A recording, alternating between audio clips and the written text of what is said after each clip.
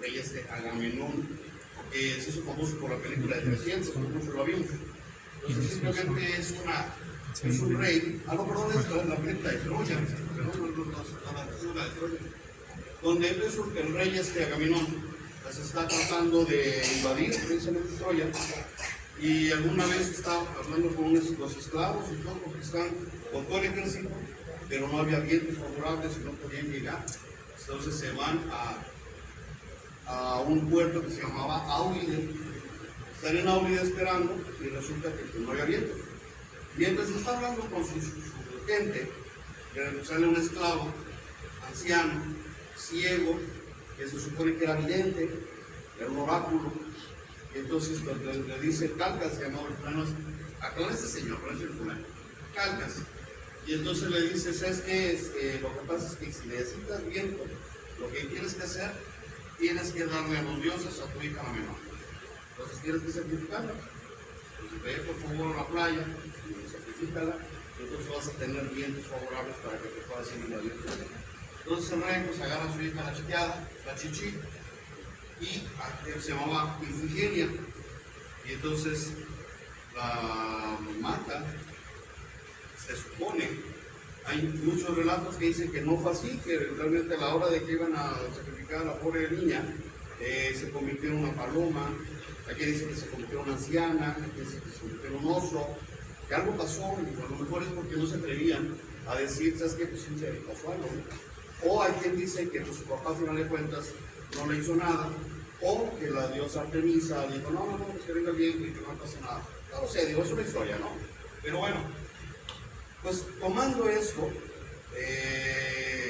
se hizo una pieza preciosa, para mí es una gran joya, que precisamente se llama Ifigenia en Áulide, o sea, es la hija de Agamenón en el puerto de Áulide. Esta obra para mí es muy bonita, les puedo decir que por esta obra fue que a mí me gustó dirigir orquestas, la tengo muy presente, fue la primera obra sinfónica que yo escuché en mi vida y me quedó grabado para siempre. Es una joya de verdad. Inicia con un oratorio muy triste y de repente se viene en la parte del ejército, de la valentía.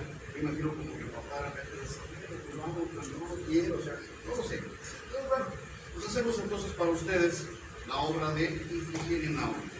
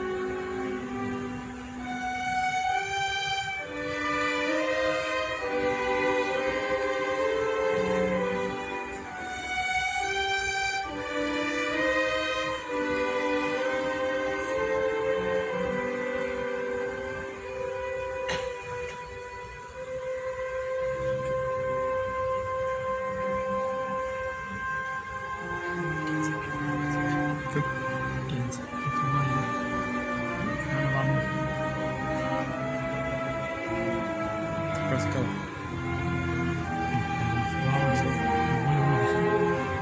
Oh, ya 15 minutos más.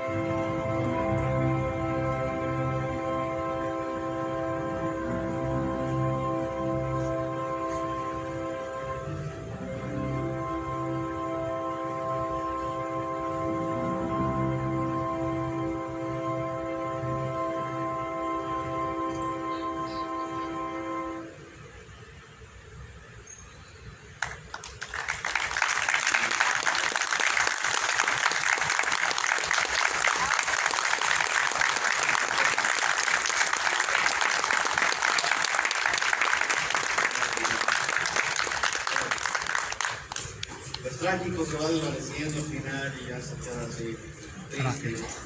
Bueno, uno ya durmiendo. Dentro del programa pues estamos en la parte esa que les digo, que me ocurrió algo de Día de Muertos, estuvimos hablando con la orquesta y nos encontramos otra pieza que habla también de este tema. Es del grandioso Maurice Ravel.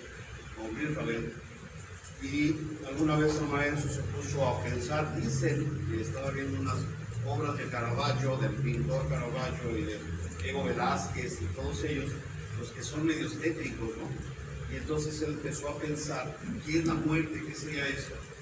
Y entonces se le ocurrió un tema que, si bien es trágico porque habla de muerte, no es una forma, ¿cómo diría? Pues grotesca de ese aspecto. Se le ocurrió una pieza que le llamó él, es una pavana, otra vez una danza muy antigua, pero él hizo una pavana que le llamó Pavana para una infanta difunta. Significa una danza para una niña que está muerta. Y se cuenta que el maestro pensaba, que él decía, que él se imaginaba a una niña, su espíritu de una niña, estuviera bailando en esos inframundos o en esos 12 mundos, y entonces él lo veía como una liberación, no tanto como una tragedia. Y entonces él decía incluso que se imaginaba la belleza de la muerte. Te digo, pues al final de cuentas, si lo pensamos en los adultos, pues a lo mejor sí tiene razón el maestro, no sé. Hizo una pieza que, pues, para mí otra vez se me hace, será que a todos les gusta, pero es una joya. Esta pavana para una infanta difunta. Y entonces, esta sí es una pieza original, los otros son unos arreglos que tenemos nosotros para jóvenes, pero esta no es una pieza original, así como lo escuchamos y vamos a explicar cómo lo compuso Ravel. Inicia con una trompeta de duelo, vamos a escuchar aquí a nuestro compañero, trompetista, que va a tocar casi como solista, y casi todos los temas los tienen que ver aquí los violines, y entonces es una danza muy lenta. Se llama entonces La Pavana para una infanta difunta, del grandioso Maurice Ravel.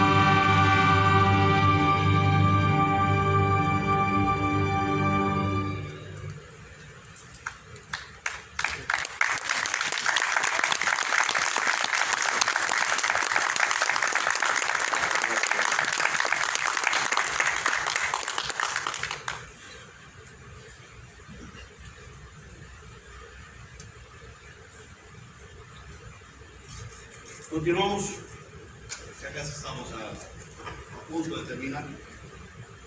Dice el maravilloso Facundo Cabral, me encanta Facundo Cabral, me gusta mucho escucharlo en sus libros y todo. Y dice una frase que les pido disculpas por la palabra, no voy a decir tal cual lo dijo, y si me lo permiten decirlo. Dice: el invento más estúpido que ha hecho la humanidad es la guerra. Entonces, al final de cuentas, pues sí, yo creo que al final de cuentas los humanos inventamos eso, o no lo sé. Lo que sí sé es que hay una guerra de conquista o de rapiña, le llaman, y otra de defensa. Unos atacan y otros se defienden, y pues ahí está. Aunque todos siempre dicen, yo tengo la razón y yo tengo que atacar. No lo sé. Pero también por la guerra, como parte de la vida, pues los autores la han utilizado pues, para hacer algunas melodías. Y dentro de las grandes melodías y de los poemas sinfónicos de música descriptiva de toda la vida, hay una melodía que habla de guerra, que yo creo que todos hemos escuchado y que creo que es como el epítome de estas obras bélicas. Es la obertura 1812 de Chekhov. Todos la conocemos. Y quizá pues, también los jóvenes no lo han investigado, no lo sepan, no lo sé, pero en aquella época, en el 1800, había unas ganas expansionistas muy fuertes del imperio francés, tanto así que aquí en Guaymas llegó alguien, ¿se acuerdan ustedes, no? Hubo el varón, no recuerdo su nombre, pero hubo alguien que andaba buscando ver por dónde entraba, ¿no? Yo me acuerdo, por ejemplo, en Mazatlán llegó la Cordelia, que era una calavera que estaba viendo por dónde entraba, que dieron cañonazos y entraron algunos días ahí tratando de meterse. O sea, los andaban buscando la forma de llegar acá. A lo mejor no fueron los franceses, no lo sé. Pero bueno, pues la obertura, yo lo que todos sabemos la historia, eso no lo reduzco muy fácil, es muy sencilla. Creo que ahí nos hermanamos con la gente rusa. Simplemente viene el ejército francés ya brincando los montes y dicen al pueblo, ¿saben qué señor? Pues vienen los franceses y nos van a invadir. O sea, ya invadieron Austria, ya invadieron Polonia, no sé qué tanto, y ahí vienen por nosotros. Y entonces se cuentan historias así muy macabras de ese momento. Como yo recuerdo una que me impactó, que dicen que había soldados, o sea, primero ya los soldados se habían acabado, quedaba nada más casi solamente la población. Y entonces empezaron a hacer leva, que le llaman, ¿no? O sea, levantar de la gente de la población para que vayan a pelear y a defender. Pero entonces ya había muy poco parque y había muy pocos rifles. Y se cuenta que los ponían en filas, había una fila de 10, y les daban un rifle y les daban acá sus 10 balas, ¿no? Y dice, ahora pues dale. Si mataban al de adelante que llevaba el rifle, el de atrás agarraba el rifle y seguía atacando. ¿Cuentan historias así? No lo sé. Lo que sí, pues dicen que, por primera cuenta, los rusos se ganaron los rusos y franceses en la batalla de 1812. Y llega un momento donde pues, van ganando los franceses y los rusos empiezan a contraatacar y llega un momento que los detienen. Hay algunos historiadores franceses y como más gente que dice, no, pues que fue porque llegaron menguados después del invierno crudo, que andaban ya muriéndose los pobres franceses. Yo no lo sé, pero esta obertura sí habla sobre la batalla que hubo en ese momento. ¿Qué hay que rescatar ahí? Yo pienso que el principio es muy importante porque inicia con un oratorio. Yo podría pensar, o sea, de repente dices, ¿sabes que viene un ejército a atacarte, no? Viene el ejército más poderoso del planeta a atacarte en México. Pero ya no hay ejército en México, tienes que salir a defender. Entonces se cuenta que las personas se fueron a la iglesia y pues estaban mujeres, niños, ancianos en la iglesia y se pusieron a orar, pues ¿qué más hacían? Mientras sus hombres se iban a defender. Y entonces empieza la obertura, en este momento empieza con el oratorio, donde vamos a escuchar esa parte donde la gente está pues, en la iglesia, ¿no? Después viene una parte donde vamos a escuchar, espero yo que se note muy claro, por allá atrás con flautas, clarinetes, trompetas, nuestros compañeros, los jóvenes de la orquesta, entran con unos chispazos que se supone es cuando viene el ejército atrás del último cerro y empiezan a ver los que se asoman. Entonces escucha pum, pum, pum, porque los ven que vienen, y se viene, y luego viene otro que es el tema de la esperanza. Lo hacen los violines, lo hacen la flauta, pues vamos a tocar.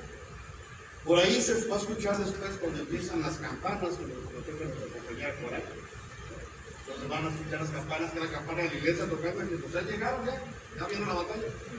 Se viene la batalla, y dentro de todo, el autor le puso la marsellesa, que creo que todos conocemos, esta marcha francesa, y entonces escuchan la marsellesa y pues, con los franceses venían con todo a atacar. Después llegan más refuerzos y bla, bla, bla, y vamos a escuchar por ahí percusiones, y se escuchan los cañonazos mentados de la 1812, donde el bombo, platos, todo entra con esos cañonazos que están atacando unos y otros, ¿no? Entonces, bueno, pues con esta obra nosotros nos vamos a despedir. Vamos a escuchar la cobertura 1812, la versión que tiene la Orquesta Sinfónica Juvenil de Sonora, y les agradecemos muchísimo que hayan venido hoy y la invitación. Muchísimas gracias, maestro. Ya sabes que cuando ustedes digan, nosotros estamos aquí a su orden. Gracias por asistir. Escuchamos entonces la obertura 1812 hecha y A ver. Pasar el video blog.